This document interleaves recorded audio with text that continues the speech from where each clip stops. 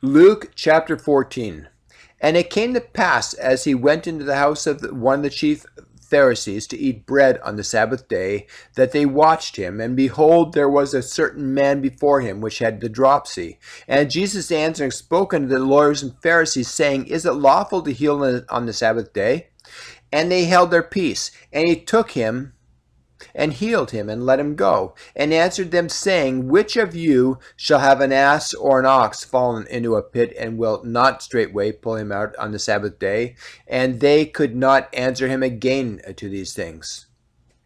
And he put forth a parable to those which were bidden, which he marked when he marked how they chose out the chief rooms, saying unto them, When thou art bidden of any man to a wedding, and sit not down. When thou art bidden of any man to a wedding, sit not down in the highest room, lest a more honorable man than thou be bidden of him. And he that bade thee and him come and say to thee, Give this man place, and thou begin with shame to take the lowest room. But when thou art bidden, go and sit down in the lowest room. And when he that bade thee cometh, he may say unto thee, Friend, go up higher. Then thou shalt have worship in the presence of them that sit at meat with thee. For whosoever exalteth himself shall be abased, and he that humbleth himself shall be exalted.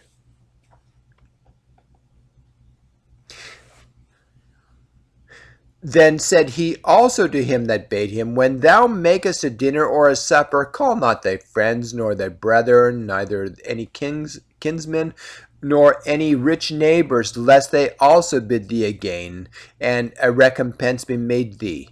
But when thou makest a feast, call the poor, the maimed, the lame, the blind, and thou shalt be blessed, for they cannot recompense thee. For thou shalt be recompensed at the resurrection of the just. And when one of them that sat at meat with him heard these things, he said unto him, Blessed is he that shall eat bread in the kingdom of God. Then said he unto him, A certain man made a great supper, and bade many, and sent his servant at supper time to say to them that were bidden, Come, for all things are now ready. And they all with one consent began to make excuse. The first said unto him, I have bought a piece of ground, I must needs go and see it. I pray thee, have me excused. And another said, I have bought 5 yoke of oxen, and I go to prove them. I pray ye, have me excused. And another said, I have married a wife, and therefore I cannot come.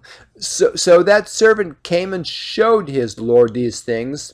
Then the master of the house, being angry, said unto his servant, Go out quickly to the streets and lanes of the city, and bring hither the poor, and the maimed, and the halt, and the blind.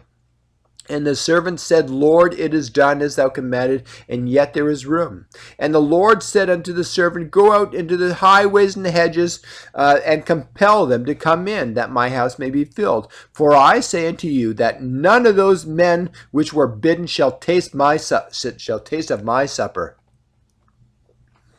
And there went great multitudes with him, and they turned and said unto him, If any man come to me, and hate not his father and mother, and his wife, and his children, and brethren, and sisters, and and his own life also, he cannot be my disciple. And whosoever doth not bear his cross, and come after me, cannot be my disciple. For which of you, intending to build a tower, sitteth not down first, and counteth the cost, whether he hath sufficient to finish it, lest haply after he hath laid the foundation and is not able to finish it, all that behold it begin to mock him, saying, This man began to build and was not able to finish. Or what king going to make war against another king sitteth not down first, and consulteth whether he is able to with 10,000 to meet him that cometh against him with 20,000?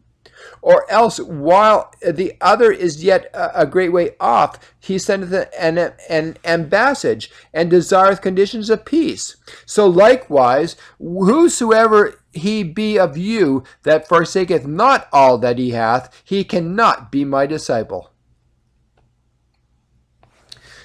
Salt is good, but if the salt have lost its savor, wherewith shall it be seasoned?